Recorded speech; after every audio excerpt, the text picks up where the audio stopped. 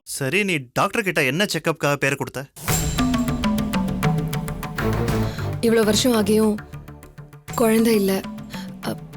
குழந்தை எப்போ உண்டாகும்னு கேட்க தான் போனேன். ஹலோ. Hello, good morning. யார் பேசுறது? அரவிந்தன். எந்த அரவிந்தன்? டாக்டர் அரவிந்தன். நீங்கள் தமிழ் பேராசிரியர், உங்களுக்கு மறதி இருக்காதுன்னு நினைக்கிறேன். ஓ, டாக்டர் நீங்களா?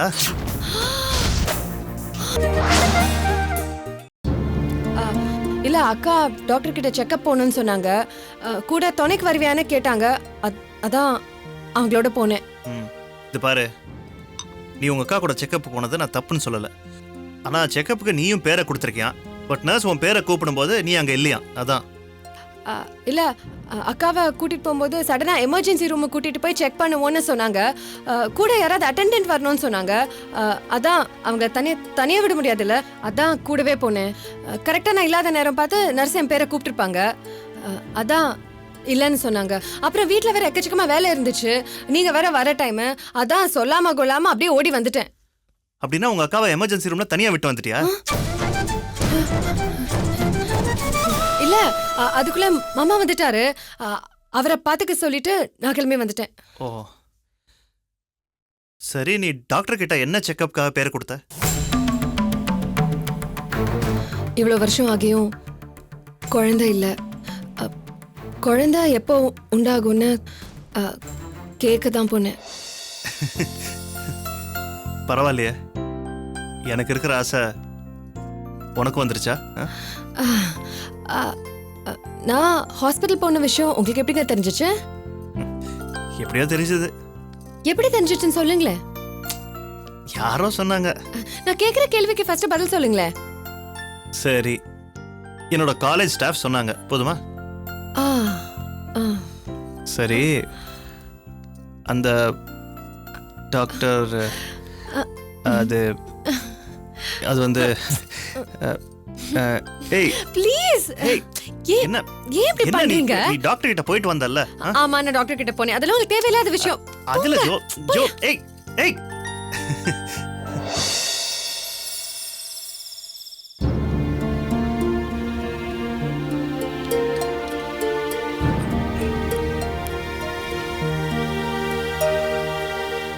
அபிராமி, நாம் நினச்சதெல்லாம் நடக்கணும்னு ஆசைப்படுறதுல ஒன்றும் தப்பே இல்லை.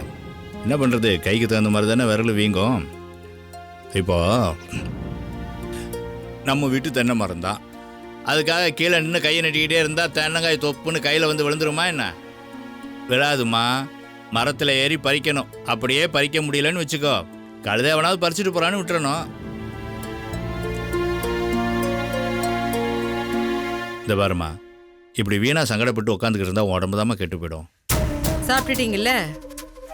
சொந்த அண்ணன் வீட்டுல பொண்ணு கேட்கறதுக்கு கூட கைக்கு தகுந்த வீக்கம் காலுக்கு தகுந்த வீக்கமா? இத பாருங்க, அந்த வீட்டுல மொத பொண்ணே நான் தான். நானும் ஒரு காலத்துல உயரத்துல இருந்தவ தான், கொடி கட்டி பறந்தவ தான். என் கஷ்டகாலம் உங்களை கட்டிக்கிட்டு தரமட்டமா இப்ப ஏமாந்து போய் உட்கார்ந்துகிட்டு இருக்கேன். தெரியுதுல்ல, அனாவசியமா என் மேல நீ ஆசைப்பட்ட. அந்த காலத்திலேயே தைரியமா வாங்க நம்ம எங்கேயாவது ஓடி போயிடலான்னு என்ன நீ கூப்பிட்ட. ஒரு பொம்பளை நீயே என்ன கூப்பிடும்போது ஒரு ஆம்பளை நான் பயந்துக்கிட்டு சும்மா இருக்கலாமா? நானும் ஒரு புருஷ லட்சணங்கிற வீராப்போட ஓம் பின்னாடி ஓடி வந்து இப்போ நான் தரமட்டமாய் உட்காந்துருக்கேன். ஆமாம், நான் தெரியாமல் தான் கேட்குறேன், நீ எந்த தைரியத்தில் எந்த உரிமையில் உங்கள் அண்ணங்கிட்ட பொண்ணு கட்டிக்கிட்டு இருக்க? நல்லா கேட்டீங்க. அதுக்காக கூட பிறந்த அண்ணன் தங்கச்சிங்கிற உறவே இல்லாம போயிடுமா? இன்னும் கொஞ்ச நாள்ல அதுவும் இல்லாம போயிடும். என்னடா சொல்ற? என்ன ஜோசியம் கீசி ஏதாவது பாத்தியா? இதுக்கெல்லாம் ஜோசியம் பார்க்க வேண்டிய அவசியம் இல்ல. இன்னைக்கு மாமா உன்னை பேசின பேச்சு என் காதால கேட்க முடியல. கிழிஞ்சிருக்குமே காது. சும்மா இருக்கிறீங்களா? என்னடா சொன்னாரு? சுயநலம் இருக்க வேண்டியதான மனோகர். ஆனா உங்க அம்மாக்கு இருக்கிறது சுயநலம் மட்டும் இல்ல, பேராசை. உங்க அம்மாக்காக ஓடோடி பாடுபட்ட என்ன கொஞ்சம் கூட மரியாதை இல்லாம அவமானப்படுத்துறான்னு உன்னோட பெருமைய ரொம்ப பெருமையா பிரசங்கம் பண்ணிக்கிட்டு இருக்காரு. நான் பண்ணது சுயநலன்னா அவர் மட்டும் என்னவா? பெரிய டாக்டர் விட்டு சம்பந்தம் கிடைச்சதுன்னு துள்ளோன்னு துள்ளாரு. இப்ப அந்த சம்பந்தம் கைவிட்டு போனதும் அந்த கோவத்தை என் மேல காமிக்கிறாரா? இவர் மட்டும் ரொம்ப பொது நலமா இருக்கார் போல இருக்கு. டேய், அவர் பேச்சு பேசாத, போய் ட்ரெஸ் மாத்திட்டு வா, சாப்பிடுவேன். பேசுறாரு பேச்சு, அவருக்கு மட்டும் தான் பேச தெரியும் நினைச்சிட்டு இருக்காரு. அபிராமி, அது எனக்கு ஒரு சின்ன சந்தேகம். என்ன? நீ உங்க அண்ணனும் ஒரு தாய் வயித்துல தான் பிறந்தீங்களா? இத பாருங்க, தேவையில்லாம எதுக்கு இப்போ எங்க அப்பா அம்மாவை பத்தி இழுக்கிறீங்க? நல்லா கொட்டிக்கிட்டீங்கல்ல. திமிருதான். போய் தூங்குங்க. நல்லா தூங்கும்போது கும்பகர்ணன் தோத்தான். பஸ்ஸும் லாரியும் எல்லாம் ஓடுது. என் தலை எழுத்து கொரட்டை சத்தத்தை கேட்டுட்டு வாழணுங்கிறது. உன்னை கட்டிக்கிட்டதுக்கு கும்பகர்ணனாவே பிறந்திருக்கலாம். நிம்மதியா 6 மாசம் தூங்கலாம். என்ன அங்க ஏதோ பெணாத்திக்கிட்டு இருக்கீங்க? ஒண்ணு இல்ல. வரீங்களா? எங்க இருக்க? ஐயோ, பாத்ரூம்ல இருக்கேன். ஓ, பாத்ரூம்ல இருக்கியா? ஆமா. குளிச்சிட்டியா இல்ல குளிக்க போறியா? குளிக்க போறேன். கொஞ்சம் சோப் எடுத்து கொடுங்களேன். சரி, எங்க வச்சிருக்க? கிச்சன்ல கீழ் ஷெல்ஃப்ல இருக்குங்க. கிச்சன்லயா? சரி, நான் வேணா எடுத்துட்டு வந்து முதுகு தேய்ச்சி விட்டுமா? ஐயோ, விழும். முதல்ல சோப்பை கொடுங்க. சரி, இரு, எடுத்துட்டு வரேன். எடுத்துட்டு வரேன்.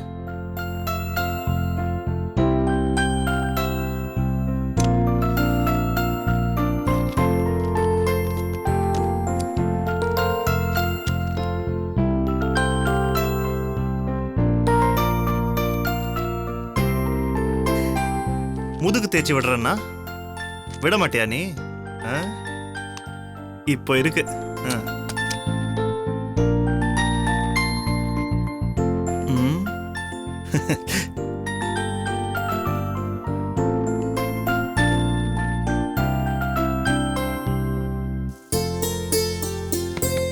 ஜோதி, சோப் ரெடி. கதவை தர. ஐயோ, கதவெல்லாம் திறக்கிற நிலைமையில நான் இல்ல. கதவை திறக்காம நான் சோப்பை எப்படி கொடுக்கறது? அப்படியே கொல்லை பக்கமா வாங்க. பாத்ரூம் பின்னாடி ஜன்னல் இருக்கு. அதுல இருந்து தூக்கி போடுங்க, நான் புடிச்சுக்கிறேன். வேண்டாம் ஜோதி, நான் பின்பக்கமா சோப்பை தூக்கி போடுவேன். நீ பிடிக்க முடியாம அதை விட்டுருவ. அதுக்கப்புறம் அது மேல காலை வச்சு வழுக்கி கீழே விழுவ. எதுக்கு இதெல்லாம்? ஐயோ, சொன்னதை செய்யுங்க. சீக்கிரம் வந்து தூக்கி போடுங்க. அதெல்லாம் முடியாது. நீ லேசா கதவை தர, நான் சோப்பை கொடுக்குறேன். கொடுங்க. சீக்கிரம் கொடுங்க. எவ்வளவு நேரம் வெயிட் பண்றது? கொடுங்க. சரி, இந்தா.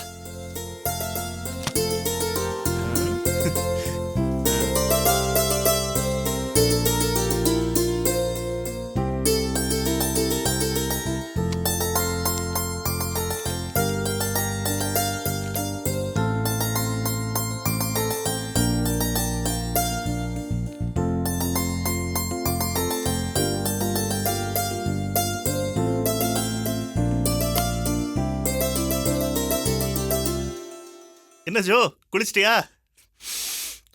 நறுமணம் கமழுது. மண்ணாங்கட்டி கமிழும். சோப்பு கேட்டா துணி துவைக்கிற சோப்பு கொடுத்துருக்கேங்க. நானும் பார்க்காம போட்டு குளிச்சிட்டேன். இப்போ உடம்புலாம் அரிக்குது. வேணும் வேணும், நல்லா வேணும். நான் தான் அப்பவே சொன்னல முதுகு தேய்ச்சி விடுறேன்னு. நீ தான் கேட்கல, அதனால தான் நான் சோப்பை மாத்தி கொடுத்தேன். என்னங்க விளையாட்டு இது? விளையாட்டு இல்ல ஜோதி.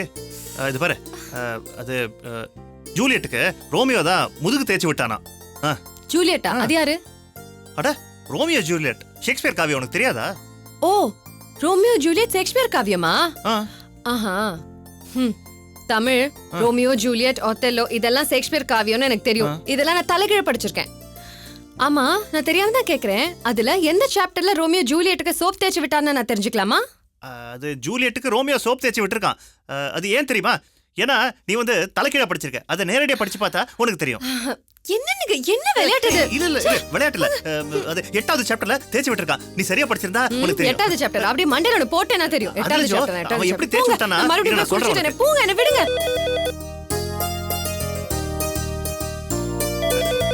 போன் இரு, பேஸ்ட் வந்து தேய்ச்சி விடுறேன். ஹலோ. Hello, good morning. யார் பேசுறது? அரவிந்தன். எந்த அரவிந்தன்? டாக்டர் அரவிந்தன். நீங்க தமிழ் பேராசிரியர், உங்களுக்கு மறதி இருக்காதுன்னு நினைக்கிறேன். ஓ, டாக்டர் நீங்களா? Good morning sir. இல்ல, இது வரைக்கும் எங்க வீட்டுக்கு உங்க ஃபோன் வந்தது இல்லையா, அதனால தான் யோசிச்சேன். எப்படி இருக்கீங்க? ஐ ஆம் ஃபைன். இன்னைக்கு என்னோட பர்த்டே. ஓ, பிறந்தநாள் வாழ்த்துக்கள். முதல்ல யாருக்கு ஃபோன் பண்ணலான்னு யோசித்தேன். அப்போ தான் உங்கள் ஞாபகம் வந்தது. நல்ல உள்ளங்களோட உறவாடுறது மகிழ்ச்சியான விஷயம் தானே. இன்னைக்கு நீங்கள் என் கூட பேசுனதுக்கு நன்றி. அப்புறம் தமிழ், உங்கள் மனைவி நலமாக உள்ளார்களா? நலமாக உள்ளார். அவர்களுக்கு எந்த குறையும் இல்லை.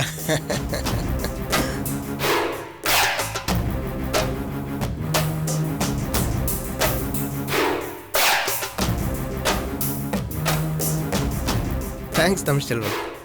ஒரு நாளைக்கு இந்த பக்கம் வந்தா என்னோட கிளினிக்கு வாங்க. நிச்சயமா வர அரவிந்த். இனிமே எனக்கும் என் மனைவிக்கும் உடம்பு சரியில்லைன்னா நீங்க தான் எங்களுக்கு ஃபேமிலி டாக்டர். இது பாருங்க மிஸ்டர் அரவிந்தன், நாங்க உடம்பு சரியில்லைன்னா தான் உங்க கிளினிக் வருவோம். ஆனா நீங்க எப்போ வேணாலும் எங்க வீட்டுக்கு வரலாம். கண்டிப்பா கண்டிப்பா கண்டிப்பா தமிழ், அதுக்கெல்லாம் நான் கொடுத்து வச்சிருக்கணும். Okay, see you Tamil. சரி டாக்டர். Okay bye. என்னங்க நீங்க நம்ம டாக்டரை தேடி போனதுக்கு அவரோட கடமையை தான் செஞ்சாரு. என்னமோ க்ளோஸ் ஃப்ரெண்ட் மாதிரி அவரை வீட்டுக்கெல்லாம் கூப்பிடுறீங்க. இதெல்லாம் கொஞ்சம் கூட நல்லா இல்ல தமிழ். என்ன பிரச்சனை உனக்கு இப்போ? கூப்பிட்டா என்ன? அவர் என்ன வந்துருவா போறாரு? சும்மா ஒரு பேச்சுக்காக கூப்பிட்டமா? ஃபார்மாலிட்டி அவ்வளோதான். இது ஏன் நீ பெருசா எடுத்துக்கிற? சரி, நீ போய் குளிச்சுட்டு வா போ. இந்த வாட்டி நல்ல சோப்பா போட்டு குளி. சரி போ. நான் வேணா முதுகு தேய்ச்சி விட்டுமா? கொஞ்சம் சும்மா இருக்கீங்களா? சரி சரி.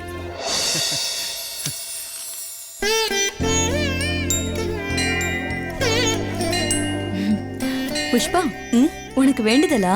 ஏன் இருக்க கூடாதா? இந்த மரத்துல கல்யாணம் ஆகாத கன்னி பொண்ணுங்கெல்லாம் இங்க மஞ்ச கயிறை கட்டுனா சீக்கிரமா கல்யாணம் ஆயிடும்ன்றத நீ தெரியாத மாதிரி கேக்குற? நான் இப்ப கட்ட போறேன், நீயும் வெளியில போய் ஒரு தாலி கயிறை வாங்கிட்டு வா. 2 பேரும் சேர்ந்து கட்டுவோம். யாருக்கு முதல்ல கல்யாணம் நடக்குதுன்னு பாப்போம். என்ன உமா சிரிக்கிற? பின்ன இந்த மரத்துல நிறைய பொண்ணுங்க தாலி கட்டிருக்காங்க. காரணம், அவங்களுக்கெல்லாம் கல்யாண ஆசை. இப்போ நீயும் கட்ட போற. உனக்கும் அந்த ஆசை வந்துருச்சு. எனக்கு அந்த ஆசை வந்தா நானும் வந்து கட்டுறேன். எனக்கு தான் இன்னும் அந்த ஆசை வரவே இல்லையே. உனக்கு கல்யாண ஆசை வர வரைக்கும் உன் வயசு காத்துட்டு இருக்காது. அது பாட்டுக்கு போயிட்டே இருக்கும். அப்புறம் கண்ணாடி முன்னாடி நின்னு பார்த்தா உன் முகத்துல சுருக்கமும் தலையில நிறையும் தான் எட்டி பார்க்கும். அப்புறம் ஆசைப்பட்டு எந்த பிரயோஜனமும் இல்ல. போவுமா, போய் ஒரு தாலி கயிறை வாங்கிட்டு வந்து பயபக்தியோட கட்டு. புஷ்பா, நான் இந்த மரத்தோட சக்தியை எந்த குறையும் சொல்லல. இப்போ எனக்கு கல்யாண ஆசை இல்ல. ஆசை வரும்போது நானே வந்து இந்த மரத்துல தாலி கைத்த கட்ட வருவேன். முதல்ல ஆசை வரட்டும். அம்மா அம்மா அம்மா, கொஞ்சம் தண்ணி கொடுங்கம்மா. அம்மா அம்மா. உங்க அம்மா வீட்டில் இல்லடா. எங்க போயிருக்காங்க? சீனுவை கூட்டிட்டு ஆஸ்பத்திரிக்கு போயிருக்கா. ஏன்? என்னடா ஏன்னு கேள்வி கேட்குற? உங்க அண்ணனோட நோயை பத்தி உனக்கு தெரியாதா? இப்போதான் புள்ள மேல பாசம் பொத்துக்கிட்டு வருதாக்கும். எனக்கு தெரியும்ப்பா, நல்லா தெரியும். நம்ம சீனுவை அந்த உமா தல்ல கட்டி வைக்கிற வரைக்கும் அம்மா தூங்க மாட்டாங்க. கண்டிப்பா நடத்தி வச்சிருவாங்க. என்னெல்லாம் பார்த்தா பாவமாவே தெரியலையாப்பா? ஒரு மனுஷனா கூட மதிக்க மாட்டீங்க. சீனு தான் உமாவை வேணாம், தங்கச்சி மாதிரி நினைக்கிறேன்னு சொல்லிட்டான்ல. இதுக்கு அப்புறமா அவனை குணமாக்கி என்ன பண்ண போறீங்க? மாமா கிட்ட தான் அவ்வளோ பேச்சு வாங்கினீங்களே. அதுக்காக சீனுவோட நோயை குணப்படுத்தாம அப்படியே வச்சிருக்க சொல்றியா? ஏய், அவன் உங்க அண்ணன்டா. இப்போ நான் அவனை பத்தி ஏதாவது சொன்னேனா? எப்போ பார்த்தாலும் சீனு உமாவுக்கு தான், சீனு உமாவுக்கு தான் சொன்னா எனக்கு கோவம் வராது? ஒரு தடவையாவது உமா மனோகருக்கு தான் சொல்லல சொன்னா நான் குறைஞ்சா போயிடுவீங்க. டேய், நடக்கிற கதையை பத்தி பேசண்டா. இப்போ விகடகவின்னு ஒரு வார்த்தை இருக்கு தெரியுங்களா? அதை முன்னாடி இருந்து படிச்சுட்டு போனாலும் விகடகவின் தான் வரும், பின்பக்கமா படிச்சுட்டு போனாலும் விகடகவின் தான் வரும். அதே மாதிரி உமா வந்து உனக்கு கட்டி வைங்கன்னு கேட்டாலும் சரி, இல்லை சீனுவுக்கு கட்டி வைங்கன்னு கேட்டாலும் உங்கள் மாமா கண்டிப்பாக ஒத்துக்க மாட்டார். அது மட்டும் இல்லைடா, என்னையும் உங்கள் அம்மாவையும் உங்கள் மாமா சம்மந்தியாகவே ஏற்றுக்க மாட்டார். இந்த பழுக்காத காய் இருக்குல்ல, அதை தடி கொண்டு அடித்தா பழுக்காதரா, உடஞ்சிரும். நமக்கு எதுக்கு வம்பு? இந்த பேச்சை இதோட விட்டுரு. வர வர நீங்கள் ரொம்ப கோழையாக மாறிக்கிட்டு வரீங்கப்பா. நிலாவை பிடிக்கவே முடியாதுன்னு சொன்னாங்க, ஆனால் நிலாவில் மனுஷன் காலை வைக்கல. உமா என்னப்பா? உமாவை கண்டிப்பாக நான் கல்யாணம் பண்ணி காட்டுறேன். இந்த வர்ற உங்கள் மாமா இந்த கல்யாணத்துக்கு ஒத்துக்கிட்டா நானே முன்னாடி நின்று இந்த கல்யாணத்தை நல்லபடியாக நடத்தி முடிப்பேன். அதை விட்டுட்டு அடைஞ்சால் மகாதேவி, அடையாவிட்டால் மரணதேவின்னு சொல்லி குறுக்கு வழியில் ஏதாவது முயற்சி பண்ண ராஸ்கல், உனக்கு நானே யமன் ஆயிடுவேன். உங்கள் வீர தீர ஜாலம்லாம் என்கிட்ட தான். அம்மா வாயை தொண்டா பொட்டி பாம்பா அடங்கி உட்காந்துடுறீங்க. நான் ஆமாம், நீங்கள் தான். வேற யாரு? அம்மா ஒரு விஷயம் சொல்கிறாங்க, ஞாபகம் இருக்காப்பா? என்ன சொன்னா? என் பையங்களில் யாராவது ஒருத்தன் உமாவை கல்யாணம் பண்ணிக்கிட்டா அவள் வாழ்க்கை நல்லபடியாக இருக்கும். அப்படி இல்லாம அவளுக்கு வேற எங்கேயாவது கல்யாண முடிவாச்சு, அப்புறம் என்கிட்ட இருக்கிற அஸ்திரத்தை அவுத்து விடுவேன். அப்புறம் காலத்துக்கும் உமாவுக்கு கல்யாணமே நடக்காதுன்னு ஒரு புது விஷயத்தை அவுத்து விட்டாங்க, ஞாபகம் இருக்கா? ஆமா, உங்க அம்மா பெரிய ஜான்சி ராணி. அவ அஸ்திரத்தை அவுத்து விட்டாக்கா அப்படியே அண்ட சராசரமே கிடுகிடுங்க போகுது. அடையாண்டா, சும்மா வெறும் வாய்ஜாலத்திலேயே உங்க அம்மா இந்த உலகத்திலே அளக்கலான்னு நினைக்கிறா. அதெல்லாம் நடக்காதுடா. இதை படுறா மனோ, ஒரு விஷயத்த நல்லா தெரிஞ்சுக்கோ. யார் யாருக்கு என்ன நடக்கணும்னு இருக்கோ அதன்படி தான் நடக்கும். சும்மா அனாவசியமாக ஏன் உமான்னு புலம்பிக்கிட்டு இருக்கேன். போய் வேலையை பாரு, போங்கப்பா. போயேண்டா, போய் வேலையை பாரு. தண்ணி கட்டியே தண்ணி எடுத்து குடி. முதல்ல சொந்த வேலையை பார்க்க தெரிஞ்சுக்கோ.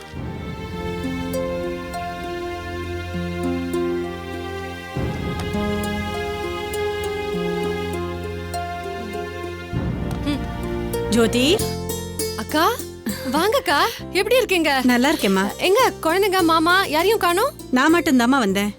ஓ, அது சரி, அந்த போட்டோ தொடச்சல்ல, அதே இந்த போட்டோ மட்டும் துடைக்க மாட்டேங்கிற. அப்படின்னா உனக்கு குழந்தைங்க மேல வெறுப்பு? போங்கக்கா, குழந்தைகளை பத்தி யோசிச்சாலே கடுப்பா இருக்கு. அவருக்கு வேற வேலை இல்ல, இந்த மாதிரி எதையோ ஒன்று வாங்கி வச்சிருக்காரு. என்ன ஜோதி சொல்ற? அக்கா நீங்களே சொல்லுங்க, நீங்க 2 குழந்தை பெற்றிருக்கீங்க, அதனால இப்ப பெருசா அப்படி என்ன சுகம் கண்டீங்க? சனி ஏன் கன்றாவின்னு நீங்க ஏதோ சொல்லிட்டு இருக்கீங்க. அந்த மாதிரி இருக்கிறத விட என்ன மாதிரி இருக்கிறதே மேல். அப்படி இல்ல ஜோதி, நீ இன்னும் பழைய பல்லவி தான் பாடிக்கிட்டு இருக்க. குழந்தைங்க நம்ம கிட்ட சந்தோஷமா விளையாடுறதே ஒரு தனி சுகம் ஜோதி. அதுங்க நம்மள சங்கடப்படுத்தும் போது ஒரு தாய் கோவமா இருக்கிற மாதிரி நடிப்பா. நீயும் குழந்தை பெத்து பாரு, அப்பதான் உனக்கு தெரியும். நல்லா இருக்குக்கா நீங்க சொல்றது. போறத பார்த்தா நீங்களே என் புருஷன் கிட்ட போட்டு கொடுத்துருவீங்க போல இருக்கே. ஆமா, குழந்தைங்களை பத்தி இவ்ளோ சொல்றீங்களே, அவங்க உங்களுக்கு சுமையா இருக்கிறதுனால தானே வீட்டை தனியா விட்டுட்டு வந்திருக்கீங்க. அப்படி இல்ல ஜோதி, மாமா கூட வீட்டுல தான் இருக்காரு. என்னது, வீட்ல இருக்காரா? ஆபீஸ் போலியா? உங்ககிட்ட சொல்ல வேண்டாம்னு நினைச்சேன். மாமா ஆபீஸ்ல ஸ்ட்ரைக் நடக்குது. அதான் 1ஆம் தேதி ஆயிக்கூட ஸ்ட்ரைக்னால சம்பளம் வரல. என்னக்கா இது, என்கிட்ட போன்ல சொல்லிருக்கலாம்ல. உங்ககிட்ட சொல்லி ஏன் உன் மனசை கஷ்டப்படுத்தணும், அதான் சொல்லல. இருங்க, இதோ வரேன். எங்க போற ஜோதி? கொஞ்சம் இருக்கா, வரேன்.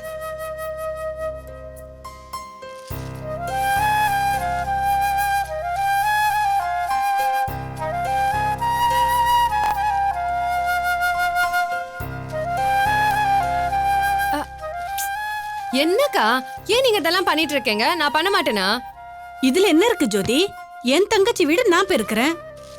சின்ன வயசுல வீட பெருக்கணும்னா நீ மூக்கால அழுவ, அப்பவும் நான் தான் பெருக்குவேன். இப்ப என் தங்கச்சி வீடு நான் பெருக்கிறேன். ஆமா, என்ன இதெல்லாம்? ஒண்ணும் இல்ல, கொஞ்சம் அரிசி பருப்பு மளிகை சாமான்லாம் கொஞ்சம் வாங்கிட்டு வந்தேன், வேற ஒண்ணும் இல்ல. எதுக்கு? இல்ல, மாமா கம்பெனியில ஸ்ட்ரைக்குன்னு சொன்னீங்க. கண்டிப்பா சம்பளம் வரதுக்கு கொஞ்சம் டைம் ஆகும். அது வரைக்கும் நீங்க எதுக்கு கஷ்டப்படணும், அதான் இதெல்லாம் வாங்கிட்டு வந்தேன். அக்கா மேல இருக்கிற அக்கறையில தான் நீ இதெல்லாம் செய்யறேன்னு மனசுக்கு நிம்மதியா இருக்கு ஜோதி. ஆனா அக்கம் பக்கத்துல இருக்கிறவங்கள என்ன நினைப்பாங்க? இந்த பாருக்கா, அக்கா வீட்ல இருந்து தங்கச்சி கொண்டு போறதும் தங்கச்சி வீட்ல இருந்து அக்கா கொண்டு போறதும் ஒன்னும் புதுசு இல்ல. யாரும் எதுவும் சொல்ல மாட்டாங்க, நீ கவலைப்படாத. அதுக்கு இல்ல ஜோதி, உன் வீட்டுக்காருக்கு தெரிஞ்சா அவரு முன்னாடி எப்படி இந்த பையெல்லாம் எடுத்துட்டு போக முடியும்?